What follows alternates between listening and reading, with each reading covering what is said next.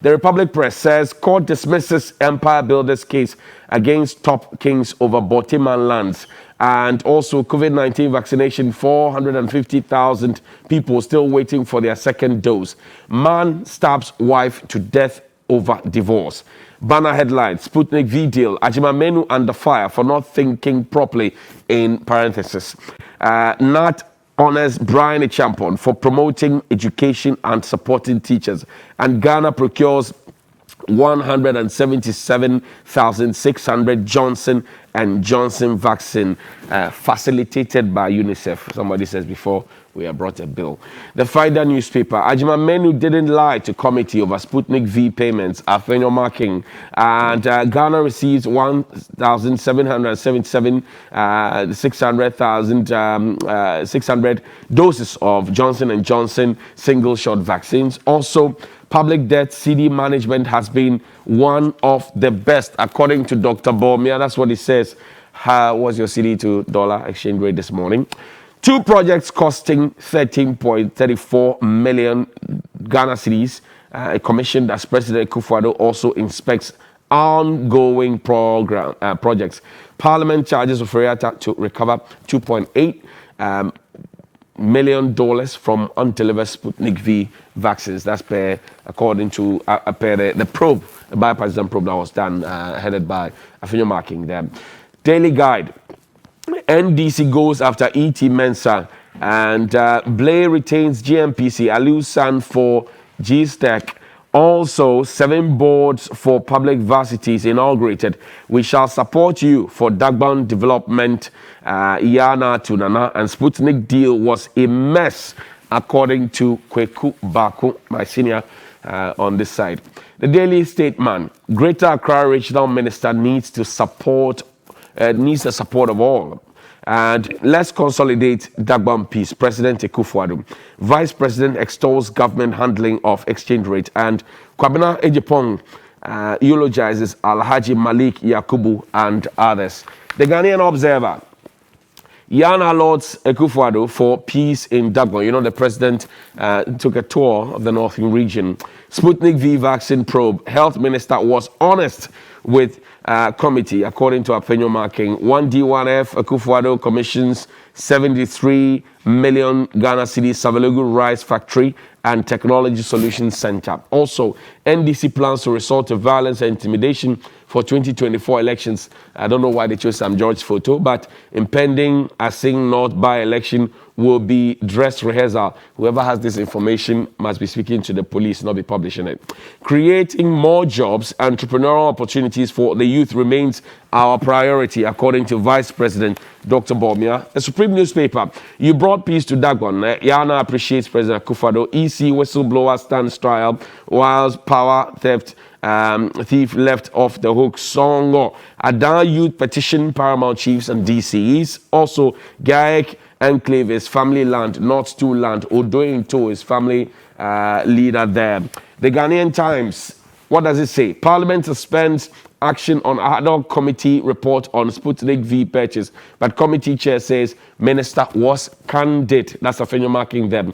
Ghana takes delivery of 1,077,600 doses of Johnson & Johnson single shot. Also, President opens 7.3 million factory to process 28 tons of 2.8 tons, I beg your pardon, of rice in Savalogu Northern Region. 3 pastors grabbed over death of woman at a prayer camp. The Daily Graphic, we're building consensus on appointment of MMTCs, according to the president. Supply of Sputnik V vaccine, Finance Minister ordered to retrieve 16.3 million Ghana cedis from supplier. Also, jobs scam hits Labour Ministry. Hundreds for victim there. Finally, the B&FT. Miners question why they should pay energy recovery levy, and players argue that they shouldn't pay for debt they didn't contribute to. Also, new cocoa initiative already attracting memberships across Africa. COCOBOD CEO, fiscal consolidation commitment makes investors in financial market. IEA calls for greater clarity regarding energy and financial sector debts. My guest this morning, lawyer Eduji Tamaklo. He is a member of the NDC's legal team and also their communication team. And lawyer Andrew Ejapa Mesa. He is the Deputy Minister for Energy, also Member of Parliament for 2nd D. The gentleman, good morning. How are you doing? Good morning. Okay. I'm good. Bobo, been a while. Yeah. My brother in power. Since the last time that I came here, you were not the host. Yes. I was privileged to have been hosted by Bella. Yes, you like the feminine touch. I remember Papa J. He was privileged. He was privileged. How long have you been looking for that opportunity? Oh, of course. I mean, she has bring some refreshing, sense to. She was not punching you. Father Bako to be happy with you. Unlike. But you see, let me say good morning to yourself and my good friend, right. To our viewers. When you are reading the headlines, something caught me that you said. Which one? Facilitated by UNICEF before somebody brings us a bill. Well, that's a very unfortunate statement. Is it? Because you see, is it? If you go on the UNICEF website, the assertion that the vaccines were facilitated by UNICEF itself is false. Oh, so UNICEF got it wrong putting it on its Facebook page? No, UNICEF said that it facilitated the transportation. Okay. And let me read it for you. Today, and this is UNICEF Ghana. Okay. Their verified Facebook account. Today, the government of Ghana received 177,600. Yes, I'm reading the story. Right.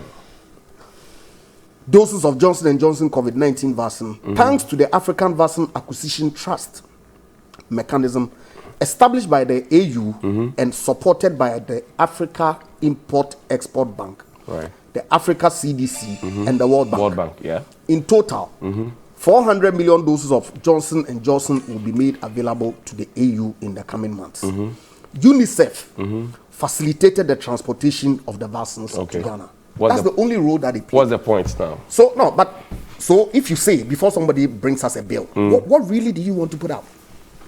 That's your problem. Yeah, that's my problem. Okay, it's okay. We understand your problem. Let's make progress. I think that we should be fair. No, I think that, Senior, these kinds of statements. No.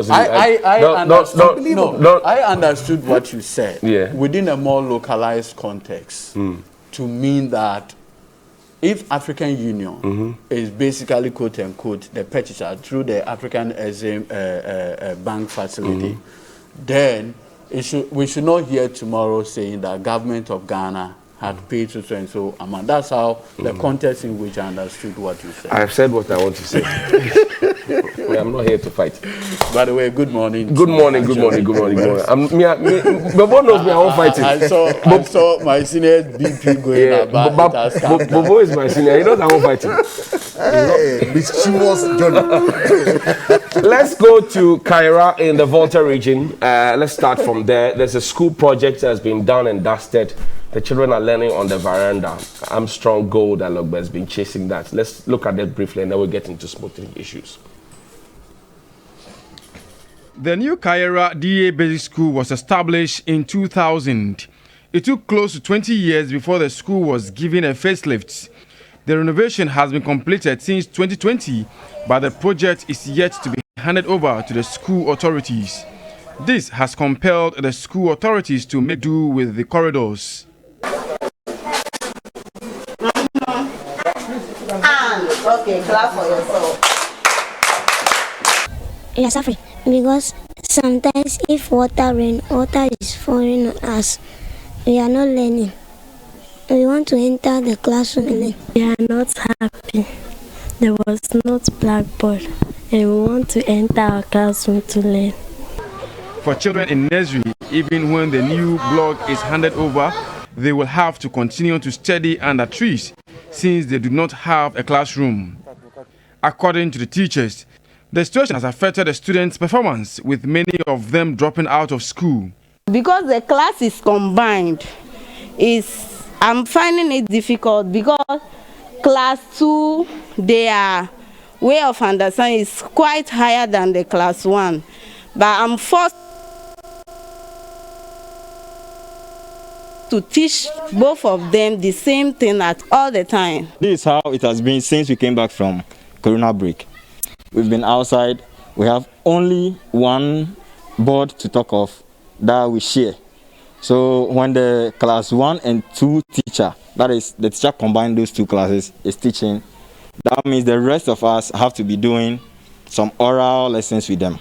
Head teacher of the school Daniel Jubim, said all efforts to get the keys handed over to them have not been successful. After COVID, I was transferred to the school. So I came to meet the situation. Okay, the community, they went to the DC to go and ask why they are not opening the door. They came back to tell me that the DC he said he will come. By the time the DC gave them has elapsed and he has not come. So teaching and learning is not going on effectively. It's a matter of fact on the corridor. Until the contractor hands over the keys to the school authorities, these pupils will continue to use this corridor as their classrooms. Joseph Armstrong, Gold with TV3, New Cairo. I would have to put all these things. So that's the sad story there. Project is done, as you saw it. I showed you some other one in the Bono region. We finished the project. The children are sitting on veranda. Bobo, you are a member of parliament. I'm sure that if I dig into your area as well, you find projects that have been done, but somebody is waiting to come and cut ribbon. Why do we do this to ourselves? Well, I guess that it's part of the process that goes into the commissioning and handover. It's unfortunate that in some instances, projects that are completed gets delayed in the handing over process, because if the contractor doesn't hand over in a certain formal manner, then the payment, final certification, the payment of his award that is due him may not be forthcoming, because nobody would be in a position to certify the work that you've done, based on which the payments that are due should be made. And so, yes, by all means, expedition ought to be the key word here. Right. I think that the district assemblies, who largely are responsible for overseeing some of these projects in the districts, ought to be up and doing, and especially when facilities have been completed. They expedite the handing over process so that they can be put to the use of the communities for which these things are done. Right. Edigi, this is in your region, your home region, Cairo. It's sad. I mean, when it rains, the people get what do you call it? They have to actually close from school as soon as it starts raining, and it's sad. I think there is a broader conversation about this, and not only the issue of this particular community. I strongly believe that we've gotten to the point that we should be looking at this issue of the broader policy issue of schools under trees. I mean, and I say this respectfully, I mean, I have had the benefit of going through some of this. I remember those days in Nkwanta and others. In terms of building the confidence of kids, these things are very critical. Where they start their school, among other things, it goes into building their self-esteem, among other things. So I think that the old policy, and it used to be a greater thing under the NDC administration, this whole idea of schools under trees, to eradicate them. Let's go back to that conversation. Now, to the extent that this one is done, and it's becoming difficult to have it handed over to authorities, for the kids to make use of it, it does not speak well of us. Right. It's like someone is, quote unquote, waiting for some showmanship. The best show, the best dedication, or kind of demonstration of the goodwill or whatever from this project is the kids using it. And maybe coming to meet them, they singing a very good song of blah, blah, blah. For you, I think that that's even more better way of dealing it. So whoever it is, whether the district director of education within that community, it is not late this morning. Just pick your, is it scissors or Scissors said, go and cut the ribbon. Just go and cut the ribbon so they can make it up. Okay, Dr. Edichu, good morning to you. I know that you're passionate about education. I know that you've started a project to get 100 young people in Bosomtwi, for example, to become engineers, and you have started the process. these kids at Cairo are looking up to you this morning. They don't want to be studying on verandas, because when BEC is due, they will be sitting for the same exam that the kids at Christ the King, St. Teresa, Prince of Peace will be sitting for. They don't need to be shortchanged where two classes are combined. They are sharing one makeshift blackboard, and then after some time they move the blackboard to another side. What happens within those 2-3 hours where others are taking lessons? This is not cool. It doesn't represent us at all. And this is not it doesn't speak well of a nation that says it's committed to education. So, sir, good morning to you. Please get your team to Cairo and fix this one. Fix it. The teachers can do nothing about it, even if they fix themselves. You have to fix this. Good morning. Let's talk about Sputnik V. Bobo, you are in Parliament. You have risen, and you would return in October. Why was Parliament unable to make a verdict or a decision on the Minister for Health amidst all the calls, the revelations that have come, and some shocking details that the committee itself brought to the fore in its report? Why was Parliament unable to make a decision on the minister, whether to let him stay or to go? But there was no consideration before Parliament on whether the minister ought to stay or to go. That question was just not there. Okay. The committee's report that had been submitted contained no such recommendation. Indeed, it was the minority chief whip who, during his debate, sought to, after the report had been laid and seconded, the motion moved and seconded, sought in his debate, contribution to the debate, to amend the report by suggesting that the report be amended to include questions of removal of the minister and sanction of the minister. Completely unfounded when you come to the rules of Parliament. No such procedure exists if you intend for a report to be amended. It is at the stage of moving the motion that any such amendment can be taken. In any event, Honorable Muntaka was not a member of the committee. Right. The members of the committee included members from the NPP and the NDC sides. They sat together in a public hearing. Many people monitored the events of the hearing, and they then put together a report signed by the chairman and the ranking member, vice chairman of the committee, Honorable Akando.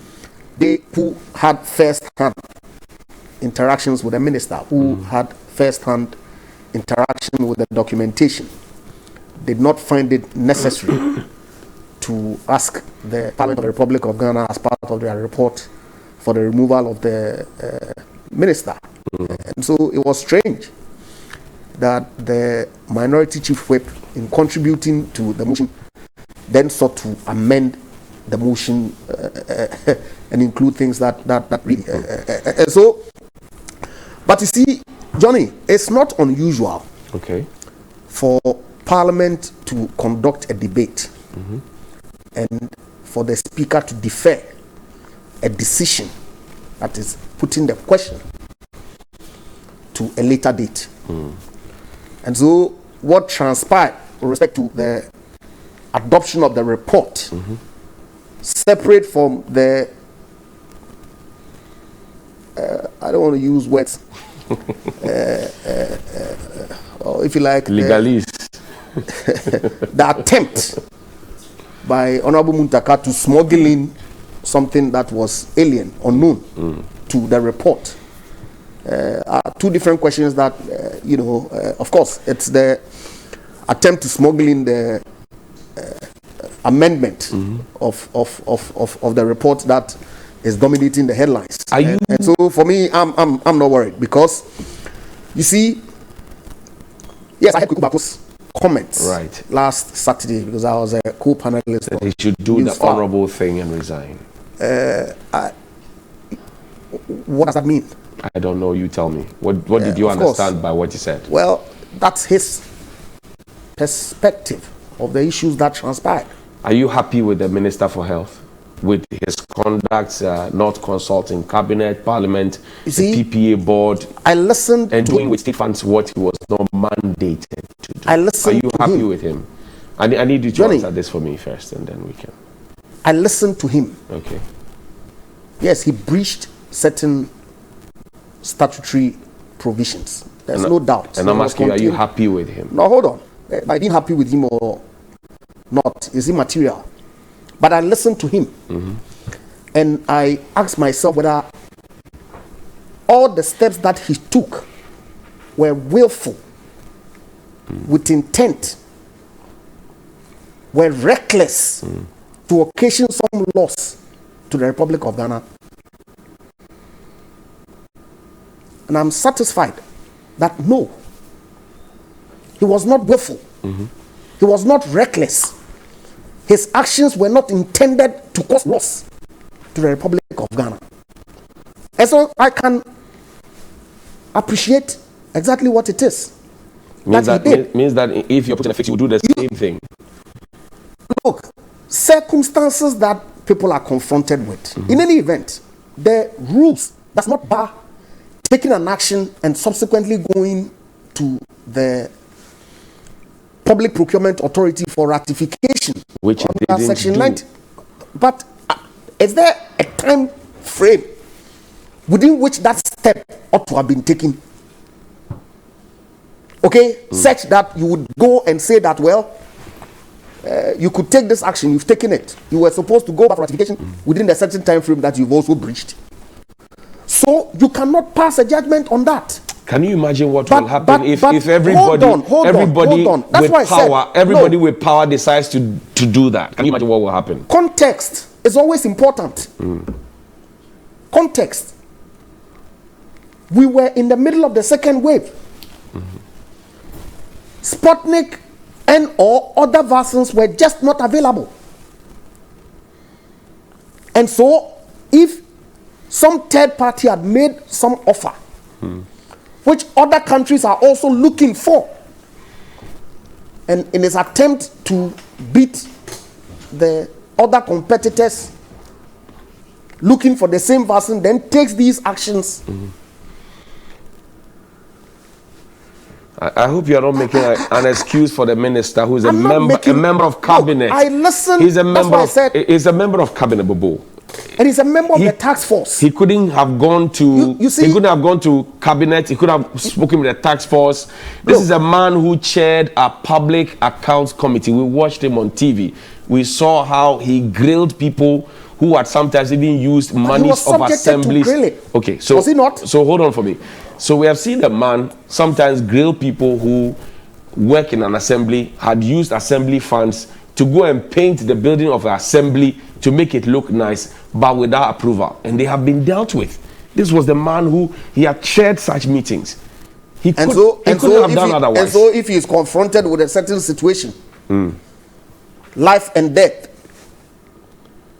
saving lives and livelihoods, ensuring that the vaccines are made available for the people of Ghana, and within those circumstances takes steps that is not tainted with corruption, that is not tainted with any wrongdoing,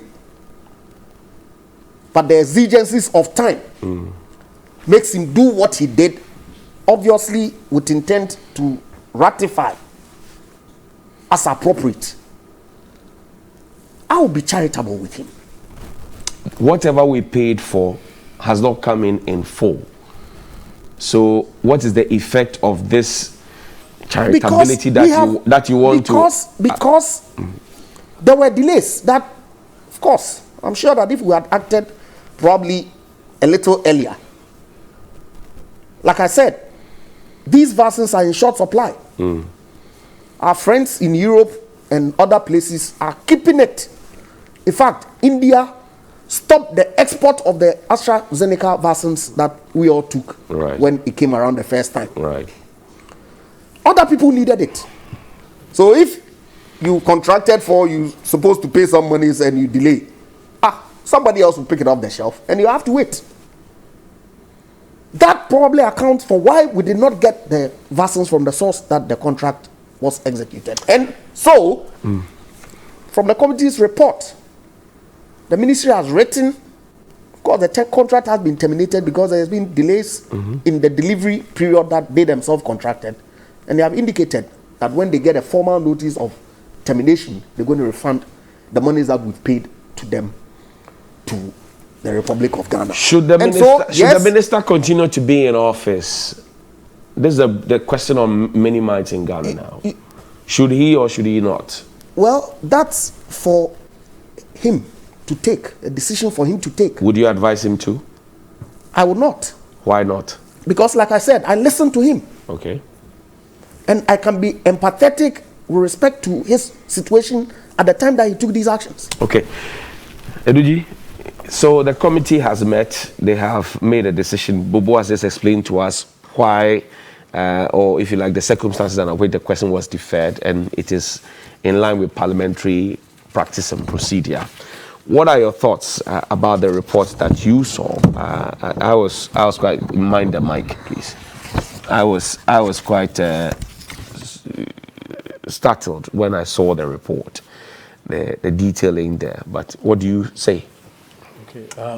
So once again, good morning to our viewers. I'm particularly disappointed with the position taken by Marlene Senior this morning. Once you become a minister, you take an oath of office. In the oath of office is your pledge, the oath you have taken to respect the laws of this republic. The Constitution relative to Article 11 of the 1992 Constitution is the supreme law of this country. The second are the statutes and laws passed by Parliament.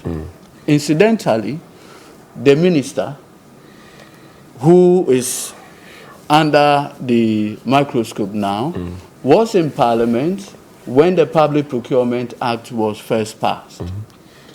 Like you have indicated, he had worked as the chairman of the Public Accounts Committee. Not only that, he has been a deputy minister of finance before, has been the substantive minister of health for some time now. And so, if you want someone who should know better, nobody is better placed than the Honorable Ajuman Menu. So it's important that in having this conversation, we look at his relative experience, quote unquote, to what he now claims to be a confused minister of state. Now, when a parliamentary committee made up of both majority and minority are unanimous in their finding as a fact that our minister, who has sworn an oath to defend the laws of this country, had willfully breached the 1992 Constitution relative to Article 1815, and not only that, has, in the most reckless manner, breached the Public Procurement Act. It lies not in the mouth of anybody to say that the minister dealt with us with candor. We are not in normal times. That was the minister's one of his defenses. You see, that people were getting sick, and he thought that he had to act. The Public Procurement Act, there are a lot of opportunities. One, sole sourcing approval, which allows in such emergency situation to meet the board and indicate to the board that relative to the emergency situation and others, and the fact that we could get this particular thing from only one source, give me sole sourcing approval, and the board will do that ASAP. Two, we do know, and this government has demonstrated what is called the use of the certificate of urgency whenever they needed parliamentary approval or endorsement for any transaction. This government has done it. How? In fact, I recall. Prove it. I recall, immediately this government came to power, one of the first things that they did, because they needed the appointment of MMDCs, those NDC appointed government appointees on the assembly, they quickly went to Parliament under a certificate of urgency, amended the Local Governance Act to ensure that was removed. You thought that was the motive? Not to get governance ready. I'm just saying that tool, the certificate of urgency, is a tool that is available if we know that there is a need for these processes. But you see, if you read the committee report, the committee comes to the irresistible conclusion that the Constitution 1992 was breached in the most violent manner. Not only that, the Public Procurement Act... Very strong words. Yes, the Public Procurement Act was equally breached. And you see, why do you think we are in this situation? Tell me. Our minister, who quote-unquote is learned within the spheres of public financial management, ought to know better. Now, so for him to take this decision, and you see, the lack of candor, even at the committee level, is startling. He was candid. I mean, he said he didn't go to parliament. He didn't go to cabinet. Those are.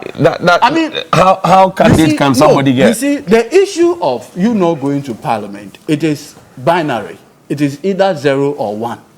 There is no middle ground. So you either did or you did not. So what else could he have said?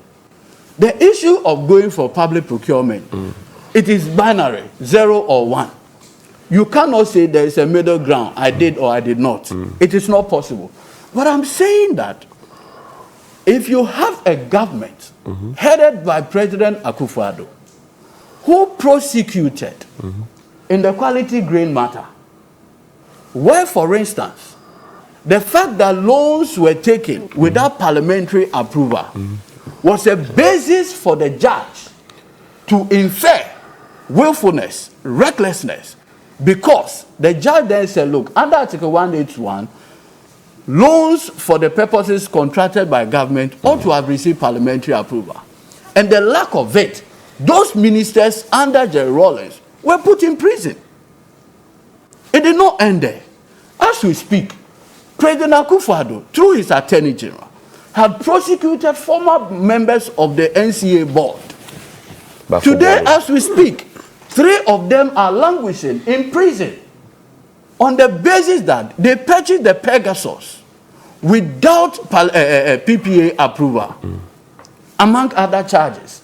So I am saying that the conduct of President Akufo-Addo relative to prosecuting former appointees of the Mahama administration for alleged breaches of the Public Procurement Act, it does not lie in the mouth of any member of the NPP to suggest, even remotely, that a willful breach of that act can be justified. Well, Mr. Lawyer Afenyo-Markin, who was the chairman of the bipartisan committee and also the majority leader, Osei Mensah Bonsu, have said that when Mr. Ajimamenu says, to the best of his knowledge, no money had been paid, it should be put in a certain context, and that he didn't lie. Look, there cannot even be any context to that conversation. When was the contract entered into?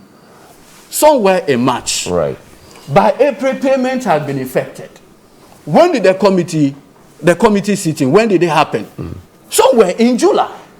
So as at the time the minister appeared before the parliamentary committee, he knew as a fact that payment had been done.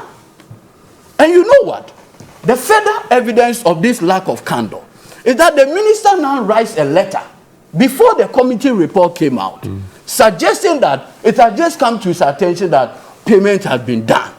Who does this? And you are telling us that the minister had demonstrated candor. There was no... Look, I mean, he basically lied under oath.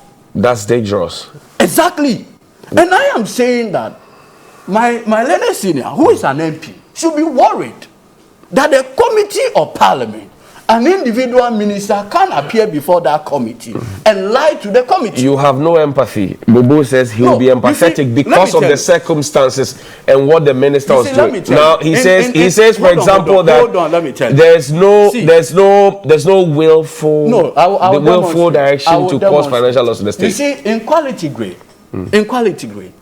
one of the defense put forward by the accused persons that look, we are desirous of getting a rice farm in Aveyeme. We have not benefited in any material respect from the transaction. They just said no. Motive is irrelevant. It matters not whether you have benefited or not. What is clear is that you took a decision to contract a loan for ABCD and a certain loss had been occasioned. So whether or not you had motive, you were motivated, it's immaterial. What should the minister be doing now? Bobo says that's for the minister to decide. The president has not taken a decision. I am just telling you that you see, we are dealing with a context. Under President Akufo-Addo, former board members of the NCA were hauled by the Attorney General of President Akufo-Addo. And in fact, when he appeared before the Ghana Bar Association conference in Takoradi, among the things that he showed as evidence of him fighting corruption is the prosecution of these individuals. What was the basis of the prosecution? That Pegasus was purchased. In fact, under cross-examination, it was admitted that the National Security Coordinator then, may he so rest in peace, Joshua Tremi, went to NSO Group factory in Israel just to be sure that this Pegasus came from there. It was established under cross-examination. It was also established that the price of the Pegasus was never inflated. However, they just said there was the need for them to go to PPA. In effect, what are you saying? For approval. In effect, what are you saying? What I'm saying is that for the facts established before the committee, the Honorable Kweku Ajeman Menu decision to procure the Sputnik V without recourse to the Public Procurement Authority infringes upon the laws of this country. I recall, and I acted as counsel in the NCA prosecution, we suggested to the judge that Section 90 of the Act allows for what we call ratification. Whereupon a committee is put in place, the committee will investigate the transaction. And so, relative to the Pegasus of the purchase of the Pegasus, we have not even gotten to the point where an indication can be put forward that they decided to breach the Procurement Act. Okay. The judge said no, the act is clear in terms, and that to the extent that you have done. Now, in the case of Ajimamenu, you're not making a point on the question I asked you.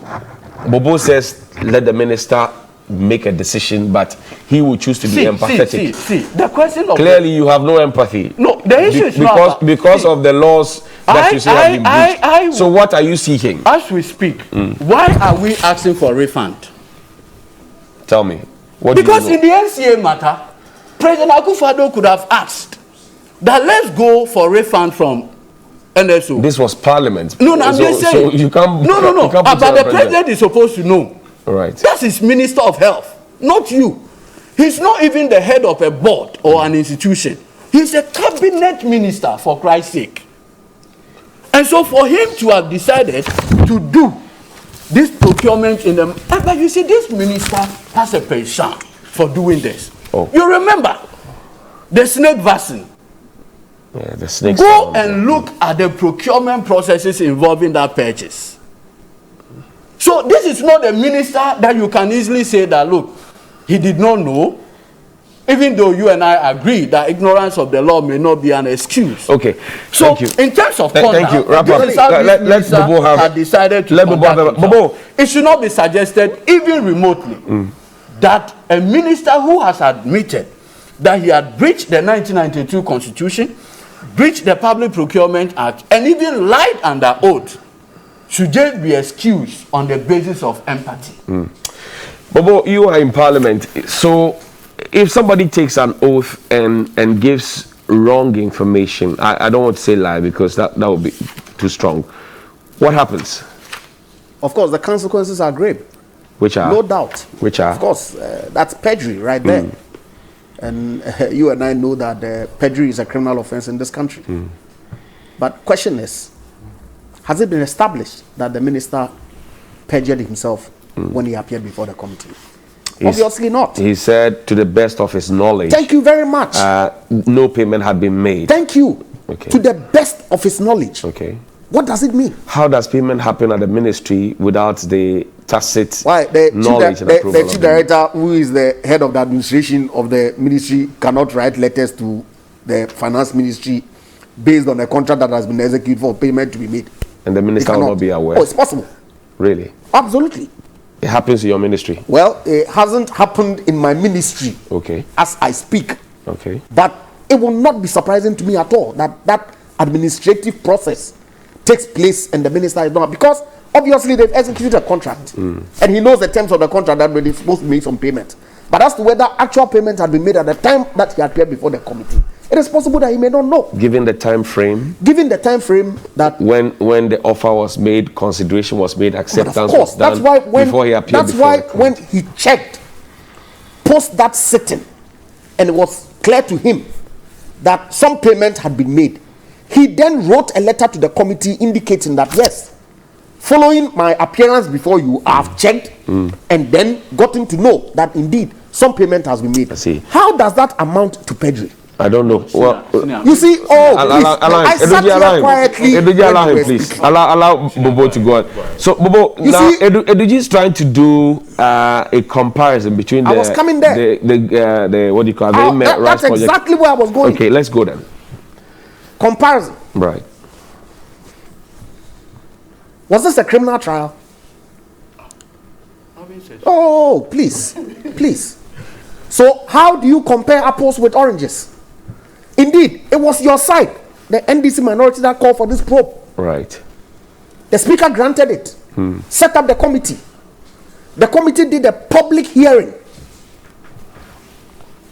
Surprising. You sit here and condemn the judgment that was delivered in the MCA case.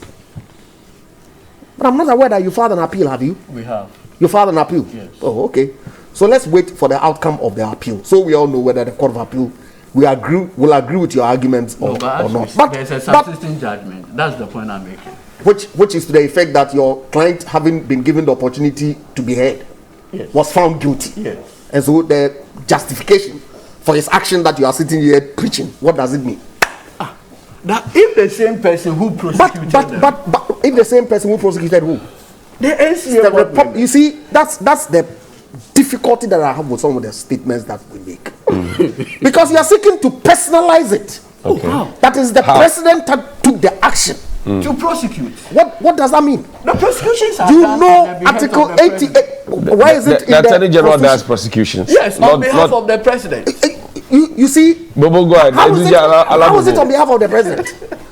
He does so on behalf of the Republic of Ghana. But of course, it's convenient to, as usual, go the political line, and it becomes an MPP NDC manta and shelve the real issues. Don't you think that the committee has made recommendations, right, okay, which is clear, that as far as I'm concerned ought to guide public officials in the performance of their functions. That regardless of the exigencies of the time, still go to Parliament for the approval. In any event, this international business transaction that he makes reference to, separate from the loan, of course, they are all provided for under 181. At what point should parliamentary approval be obtained? Before execution of the agreement or after? I take the view that it's only when you execute the agreement that you send to Parliament for approval. And so, by virtue of the fact that the minister has executed the agreement but has not yet sent it to Parliament, really, that's the basis for your asking for the prosecution? How does the government feel about the public backlash, the demands for the head of the Minister for Health and his continual stay in office? How does the government feel about it? Well, speaking for myself, I think it's completely unfair. Why so? Yes, of course. Told you on countless occasions here that I listened to the minister during the entirety of the proceedings. Was he woeful? Was he reckless? Did he have an intent to cause financial loss to the state?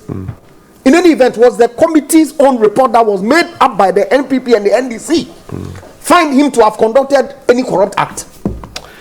His counter. I'm asking. No, Eduji, please note You your. don't need to prove that.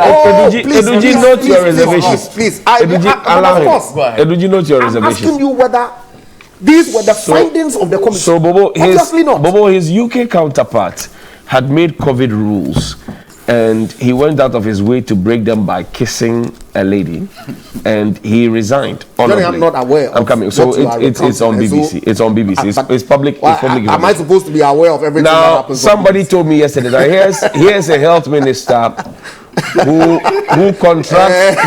Here's a health minister who contracts COVID-19. I haven't seen the kissing. It's okay. So the BBC reported it. But here's a health minister who contracts COVID. I mean, and he was talking about stop the stigma. And he couldn't disclose his COVID-19 status. He told us he was resting at the University of Ghana Medical Center. It took the president to address the nation to say I don't the know minister why lied. I'm coming. Belaboring this point. You made it earlier. I'm coming. And I was surprised because I'm asking a question. Can I finish my question? Please finish. Thank you. Now, the word on the street is that the minister has misconducted himself, is giving the government a bad name or a bad image, and that he should go. If the president is not sacking him, should he resign himself? Of course, he has to take the decision. But this example that you cited with respect to he saying that he's resting, why? How do you know that at the time that he indicated he was resting, he didn't know he had COVID? How do you know? I had COVID. I didn't know. Did you see his Facebook page? Hold on. I had COVID. Okay. I didn't know until I did a test. Right. Because I was feeling unwell. Okay. And so I retired to bed. The next day I drove into Accra, called the doctor, and he told me that go and check for COVID. I did. So how do you know that in the intervening period between the time that the minister was feeling unwell and had gone to rest and the time that he did the interview, actually did not know that he had COVID? How do you know? The University of Ghana Medical Center is now a resting place. Oh, but if you are not well and your doctor tells you that you need bed rest, why it doesn't happen? And you rest at the University of Ghana But of Medical course, Center. is it not possible? Do you rest? No, I'm asking. You make it sound as if it is an impossibility. You That's rest, the difficulty we are having. You rest at the medical center. Why not? I see. Bella, enough of your you rest. You cannot be observed. Read the message for me. Once your test is being... Bella says interesting. I'm looking forward to the day I'll be told to rest. Yeah, you go and rest at the medical center. Yeah. I want to go and rest at the Bank of Ghana hospital. Oh, you can go there today. I see. Oh, so anybody can walk in and just... But if you are unwell and you go to the hospital and... I know the resting place. It's a privilege, Anyway, let's read guys. messages. Musa Abato in Kumasi says, good morning, Johnny. I'm pleading with the general public that we must, as a matter of urgency, step out to pray for Ghana because we are in a state of collapse. At the rate at which government is borrowing to service debts and the pandemic and corruption in the system, it is uncontrollable. Why is the health minister still at post after so many infractions have been detected in the procurement of COVAX vaccine? Corruption has become a social intervention. God save our homeland, Ghana. Newday, you mean the Sputnik? Okay. Well, Charlotte Osei is out of office because of procurement breaches. So why is President Akufo-Addo still keeping the health minister, Mr. Juman Menu, at post after breaching procurement laws of our beloved country? Are we not equal before the laws of Ghana? The future is pregnant indeed. That's from Prince Henry from Koforidua. Why is the health minister, Juman Menu, still at post and not being prosecuted by the NPP government under Nana Addo Dankwa Akufo-Addo? Because other Ghanaians are in jail for breaking procurement processes without benefiting financially. Akufo-Addo can never fight corruption. Rather, corruption is fighting him. If you chop the hands of a monkey, watch yours. Stephen from Kwabenya. From Positive Change in Medina says this government is infected with corruption, greed and wickedness. How can a serious president who claimed to be fighting corruption be keeping a disastrous health minister at post after causing financial loss to the state? Walanyo Nakwetia says the amount fully paid to the Sputnik V vaccines company be refunded so that we die of COVID-19. Are we not doing give a dog a bad name and hang it? This is too harsh to treat health minister who's serving the nation wholeheartedly. I see. Well, we have not received some of the vaccines that have already been paid for, and that contract has been terminated. And so what happens to that money? And that is why, the finance ministry is being asked to retrieve that amount. But Jagos from Insawam says, we're still pleading with UTAG to go back to the classroom and teach the students. But again, I'm urging the government to find a better way of resolving this problem with the university teachers before this problem gets out of hand. We're told there's a crunch meeting happening today with the UTAG leaders. Let's see what comes out of it. Good morning, Johnny. The case of the new school in the Volta region that has not been open for children to learn is rather unfortunate. Okay, but what you and your panel members fail to question is whether the contractor has been fully paid or not. No contractor will complete a job and not present a certificate for payment. There's more to it than we know. So find out from the contractor. That's Issa Haku from Tamale. Good morning. You know the politicians know we talk too much. Oh, you know the politicians know we talk too much without acting, so they always play on our intelligence. This minister has really failed and disappointed me, especially with his response. All the old men in this government need to resign or be forced to leave. I think even the president. 1, how far is the bribery issue leveled against the law holder of the land? Okay. How far is the Lolobi constituency Buhaha? And 3, WAEC 2020 past questions Buhaha. How far? We thought that government led by Nanado will do especially well because Nana is matured and experienced, but he's failed me. I laughed when he said MPP will win in 2024. Not even NDC will. I pray so. This nonsense must stop. That's it for our messages this morning, Johnny. Thank you very much, Bella. Council, take your 2 minutes and then, no, it's okay. You are in opposition, so. Okay. So let me just put it this way. Let the record be set that in relation to this Sputnik matter, there was an offside LC. And it was in the contract signed by the minister. Letters of credit. So which indicates when payment ought to be effected. And as at that's 31st March 2021, when payment was effected, the minister was in the know. So this attempt to suggest that the minister did not know when he appeared before the parliamentary committee is complete afterthought and should not be entertained.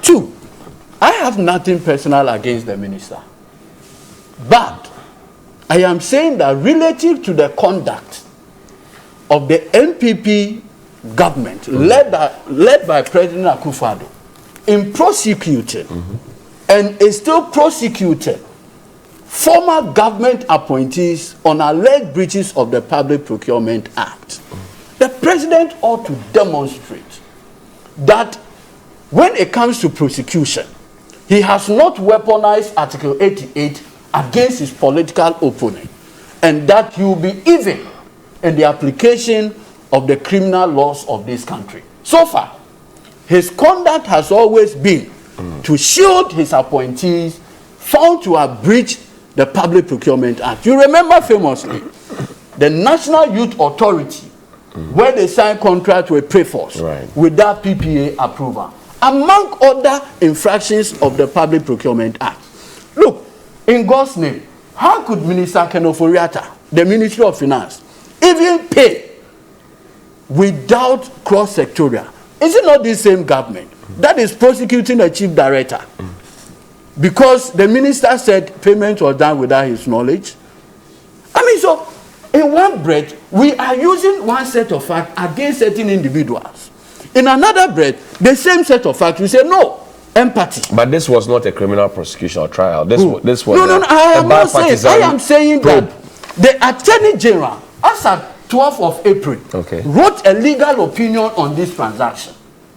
In that legal opinion, the AG himself found out that the 12th March 2021 contract minister signed had problems. And that Attorney General legal opinion was before the committee. But why didn't the minister contact the Attorney General to seek his advice before moving on? Exactly. That is the recklessness. That is how you infer the recklessness. And they are plethora of decisions. There's no Attorney General's rep at the Health Ministry. Is there? Of course there is. There is. There is none. You see, Sina, relax. Look, the committee. All the ministries. See the committee. State attorneys working in there. Sina, this is the committee. matter of fact. No, see, this is the committee's own report. Right. There were 2 contracts. SL Global and then the Sheikh Muktum contract. Yeah. In the case of SL Global, they actually said that the reason why they never saw the Attorney General's opinion is that they were already seeking one in respect of the Sheikh's one. There is no such thing. And that was why in this case, they actually went back after he signed the contract, before now going to the Attorney General to seek his opinion. The opinion from the AG was received on the 12th day of April, by which time he had already signed the contract. These are the facts, undisputed. So, having conducted yourself in this manner, it lies not in the mouth of anybody. If President Akufo-Addo wants us to take him serious in this fight against corruption, he should do the needful.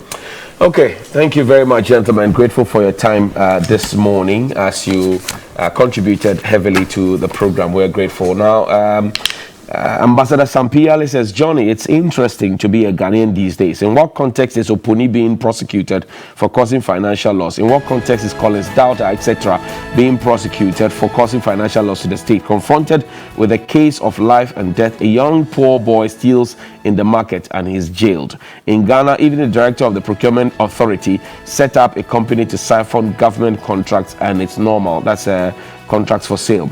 In Ghana, the government accuses people of defrauding the state in the PDS saga, and it's normal that the individuals go marching on. We appoint officers to defend the country. They fail to defend the country, and we are mocked, and cause it's normal. That's being candid in admitting wrong. That's being candid and admitting wrong, absolve the person from being convicted. My brother, Ejapa, be advised that you are now a deputy minister. So this for you. It says, my young brother Ejapa, be advised that you are now a deputy minister of state. So your oath of office and allegiance is to the state and not to the interest of individuals and your party. Unyimpani techrema mpro. Okay. The tongue doesn't rot. Johnny, so then he comes back. Hold on. Let me. You read. Let me finish. My senior brothers. Let me finish. As part of Eduji's contribution. Let me finish. Now it says, I'm wrapping up. It says, so if Ejapa accepts that in a ministry, a minister may not be aware of payments and documentation. So what is Atachian saying that his chief director made payment in the Saglemi case? And John says, boss, kindly prompt Ejapa that all criminals, that is armed robbers, etc., have very legitimate reasons for committing their acts. Is he saying that they should be left off the hook? The health minister messed up big time. He should do the honorable thing. On this side, USA took over 100 athletes with 14 officials to the Olympics and topped the medal table. Ghana took 14 athletes with 30 officials and ended up last. Food for thought. Good morning, my brother. Final one says, Johnny, in fact, some of these politicians are very dangerous to the system. In other jurisdiction, nobody will be asking this minister to resign, but he would have done the honorable thing. Good morning to you, Johnny. Thank you very much for your messages and also for sharing with us your thoughts and comments. Thank you very, very much indeed. Andrew Ejapa Mesa is a member of parliament for the 2nd D constituency. He's also a deputy minister for health of the Republic, and lawyer Eduji Tamaklo is... I don't even know how to hold this. Deputy Minister of Energy, I beg your pardon. Well, Minister for Health is an accountant. So anything is possible in this Republic. Eduji Tamaklo is a private legal practitioner, and when they go to aspiring COVID.